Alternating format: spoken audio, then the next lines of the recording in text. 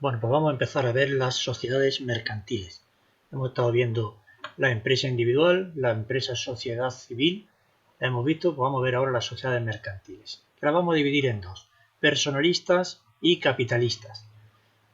Hablamos de sociedad mercantil personalista cuando hablamos de aquella en la que lo importante es la persona propietaria de la empresa.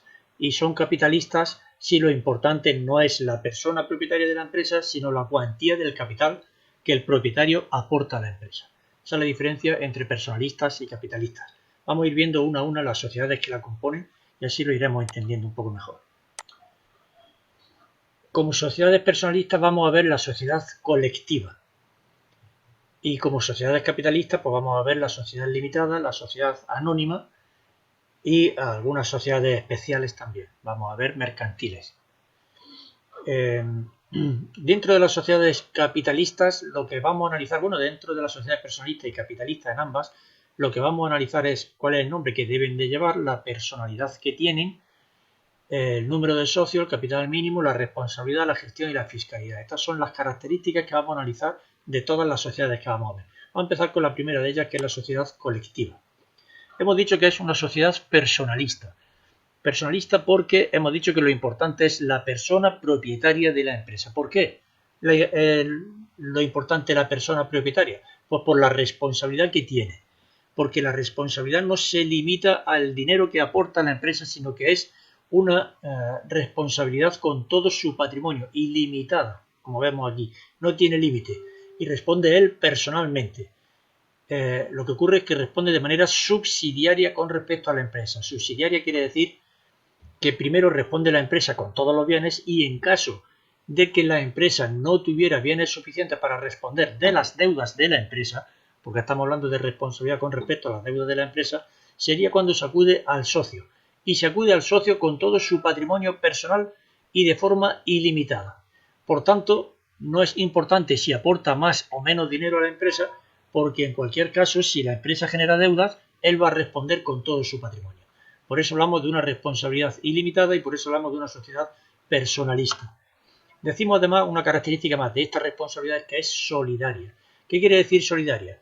Que cada uno de los socios responde del total de la deuda de la empresa. Una tercera persona que quisiera cobrar la deuda de la empresa y la empresa no tuviera, subsidiariamente hemos dicho que responden los socios, pues puede acudir a cualquiera de ellos y ellos después, bueno, y cualquiera de ellos tendría la obligación de pagarle la deuda y después entre ellos resolverían las deudas que tienen, que mantienen entre ellos.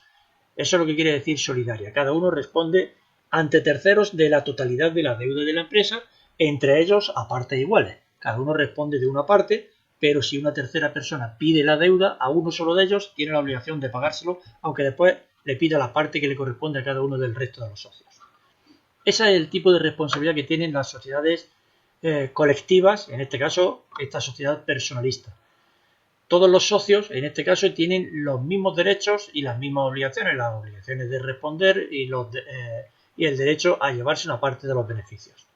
El nombre que tienen este tipo de empresas para ser reconocidas, que alguien que contrata con ellas sepa con qué tipo de empresa está contratando, pues es el nombre de un socio o de varios de ellos con la terminación ICIA o I compañía más las siglas SC o sociedad colectiva.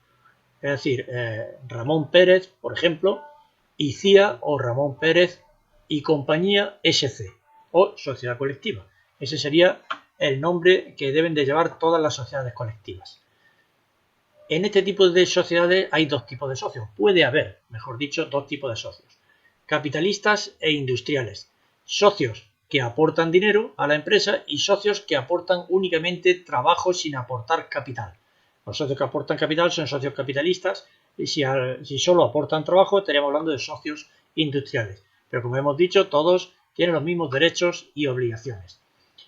Hay un mínimo de 2 socios para este tipo de sociedades, porque si hubiera solo uno, en realidad estaríamos hablando de un empresario individual. Es que no se diferencia del empresario individual en cuanto a la responsabilidad y a la gestión de la empresa, que la gestión la realizan los socios, igual que el empresario individual realiza la gestión de su negocio. En este caso, como responden con todo su patrimonio, no tiene límite, es una sociedad personalista, son ellos, los socios, los que deben de gestionarla.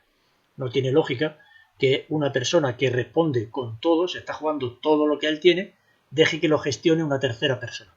Entonces, las sociedades personalistas que tienen responsabilidad ilimitada, la gestión va a corresponder siempre a los socios de la empresa.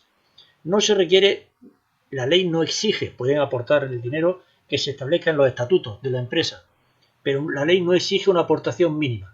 ¿Por qué no exige una aportación mínima? Porque la aportación, la finalidad que tiene, la aportación de los socios, la finalidad es responder de las deudas con esa aportación, de las deudas que la empresa genere. En este caso, responden ellos con todo su patrimonio. Luego, no se les exige que aporten algo a la empresa, puesto que si hay deuda, no iban a responder con esa aportación, sino con todo el patrimonio que ellos tienen. Como se trata de una sociedad, las sociedades tienen personalidad jurídica, por tanto, el impuesto que paga esta sociedad es el impuesto de sociedades, no es el impuesto sobre la renta de las personas físicas, que eso lo pagarían solo las personas físicas, no las sociedades, las empresas con personalidad física. Y el beneficio se reparte según el capital aportado por cada uno de los socios. Eso es en cuanto a la sociedad colectiva. La sociedad limitada, otro tipo de sociedad que vamos a ver. En este caso ya hablamos de una sociedad de tipo capitalista, ya no es personalista. Capitalista, ¿eso qué quiere decir? Que ahora lo importante es el capital que se aporta a la empresa, no el propietario quién es. ¿Por qué no es importante el propietario? Fijaros aquí, porque la gestión ya ni siquiera la realiza el propietario y no responde el propietario con todo su patrimonio, sino que ahora va a responder con una responsabilidad limitada a lo que haya aportado. ¿Cuánto exige la ley que aporten como mínimo las sociedades limitadas? 1 euro. Hasta el año pasado, hasta el año 2022, hasta el año 2022 se exigía un mínimo de 3.000 euros. Pero cambió para facilitar la constitución de este tipo de sociedades. Y ahora se exige una aportación mínima de 1 euro y además puede haber un único socio. Esto está pensado para empresas pequeñas y medianas y lo que se quiere es que esas pequeñas y medianas empresas porque se vayan constituyendo sin muchas trabas.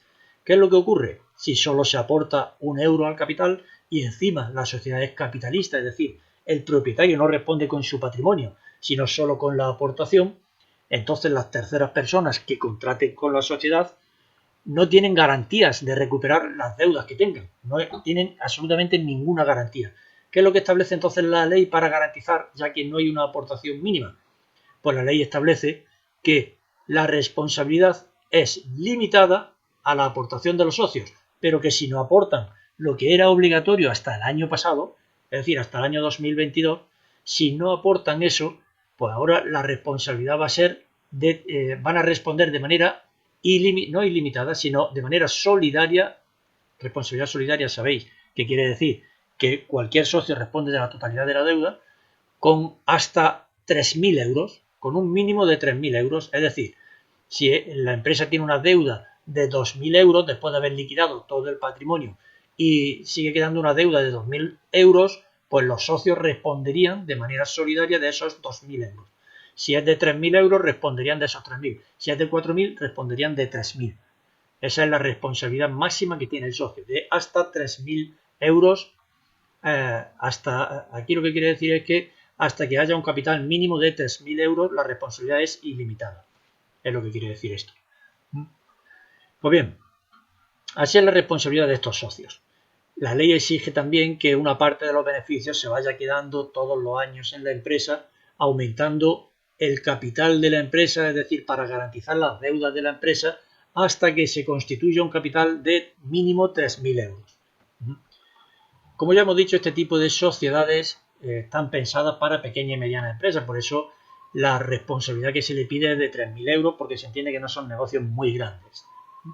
¿Qué nombre tiene este tipo de sociedades? Pues cualquier nombre que quieran los socios, aquí ya se pueden elegir cualquiera, pero para identificar este tipo de sociedad con la terminación SL o SRL o sociedad limitada, si no ponemos siglas, o sociedad de responsabilidad limitada, que sería SRL, o SLU, si se trata de un único socio, es decir, sociedad limitada unipersonal. Con eso identificamos este tipo de sociedades. lo que realizan, la aportación que realizan los socios a este tipo de sociedad. A cambio de esa aportación se le entrega un título, que es lo que se llaman las participaciones. No se llaman acciones, porque las acciones son solo de la sociedad anónima, que veremos después. En este caso, como se trata de una sociedad limitada, al título que se le entrega al socio por la aportación que realiza se le llama participación, y en eso se distingue de la sociedad anónima. Entonces, el capital social, que es el capital de la sociedad, es decir, lo que aportan los socios a la sociedad, está dividido en participaciones de todos los socios. Y esas participaciones, esos títulos, son iguales e indivisibles.